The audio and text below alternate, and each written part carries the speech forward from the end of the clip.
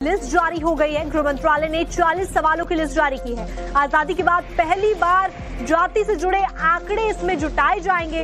धर्म से लेकर पासपोर्ट नंबर तक, कोविड वैक्सीन कहां से लगवाई, ये भी जनगणना 2027 में पूछा जाएगा। ये पूरी प्रक्रिया देश की अब तक की सबसे बड़ी डिजिटल जनगणना होगी।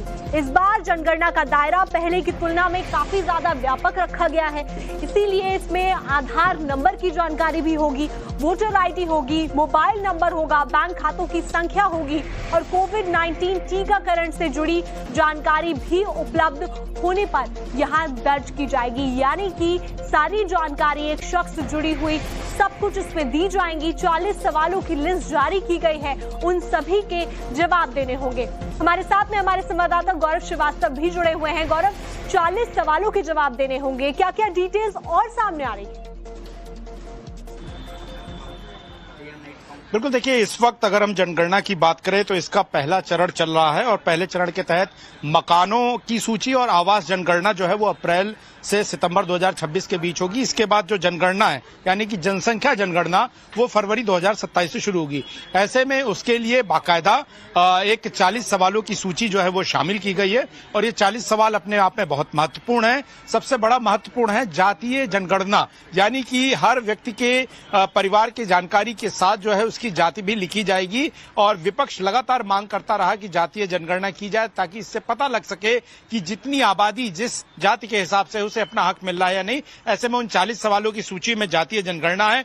कोविड वैक्सीन के लिए जो वैक्सीनेशन हुआ था वो आपने लगवाया है कि नहीं, इसके अलावा इन सवालों में जो है व्यक्ति का नाम, धर्म, भाषा, काम, रोजगार, बच्चों की संख्या, माता पिता की जानकारी और मोबाइल नंबर जैसी बुनियादी जानकारियों को भी शामिल किया गया है। इसके अलावा मैं आपको बता दूं कि इस बार की जनगणना में नागरिकों के Aadhaar number, voter ID number, passport number, कुल खातों की संख्या और ये सब भी जानकारियां जो हैं इस बार जोड़ी जा रही हैं और इस बार के जनगणना को बेहद खास रखा गया है। इस बार आप वेब पोर्टल के जरिए भी इस जनगणना में खुद से शामिल हो सकते हैं और इसके लिए 17 अगस्त से 31 अगस्त तक की ये पूरी जानकारी जो है वो जो है समय रखा गया और ये पूरी जो सूची है सवालों की वो केंद्रीय गृह मंत्रालय के तहत जारी की गई है, क्योंकि जो रजिस्ट्रार जनरल ऑफ इंडिया जिनकी जिम्मेदारी जनगणना कराने की होती है वो भारत के गृह मंत्रालय के तहत आते हैं और उन्होंने इन आधिकारिक सूची जो है इन 40 सवालों की फिलहाल जारी कर दी है। आपको बता दें कि हर 10 साल पर इस देश में जनगणना कराए जाने का प्रावधान है।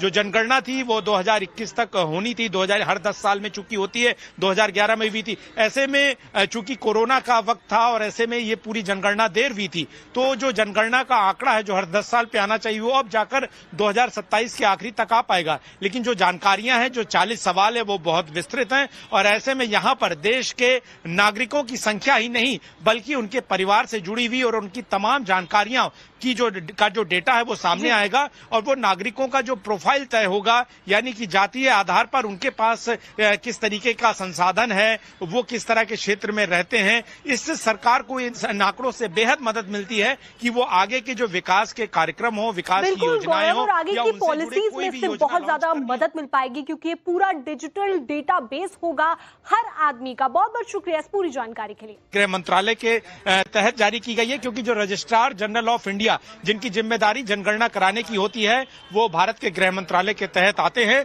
और उन्होंने इन आधिकारिक सूची जो है इन 40 सवालों की फिलहाल जारी कर दी है। आपको बता दें कि हर 10 साल पर इस देश में जनगणना कराए जाने का प्रावधान है। जो जनगणना थी वो 2021 तक होनी थी, 2000 हर 10 साल में चूंकि होती है, 2011 में भी थी। ऐसे में चूंकि कोरोना का वक्त था और ऐसे में ये पूरी जनगणना देर हुई थी, तो जो जनगणना का आंकड़ा है जो हर 10 साल पे आना चाहिए वो अब जाकर 2027 के आखिरी तक आ पाएगा। लेकिन जो जानकारियां हैं, जो 40 सवाल है वो बहुत विस्तृत हैं और ऐसे में यहां पर देश के नागरिकों की संख्या ही नहीं बल्कि उनके परिवार से जुड़ी हुई और उनकी तमाम जानकारियां की जो डेटा है वो सामने आएगा और वो नागरिकों का जो प्रोफाइल तय होगा, यानी कि जातीय आधार पर उनके पास किस तरीके का संसाधन है, वो किस तरह के क्षेत्र में रहते हैं। इससे सरकार को इन आंकड़ों से बेहद मदद मिलती है कि वो आगे के जो विकास के कार्यक्रम हो, विकास की योजनाएं हो, आगे की पॉलिसीज में इससे बहुत ज्यादा मदद मिल पाएगी, क्योंकि ये पूरा डिजिटल डेटाबेस होगा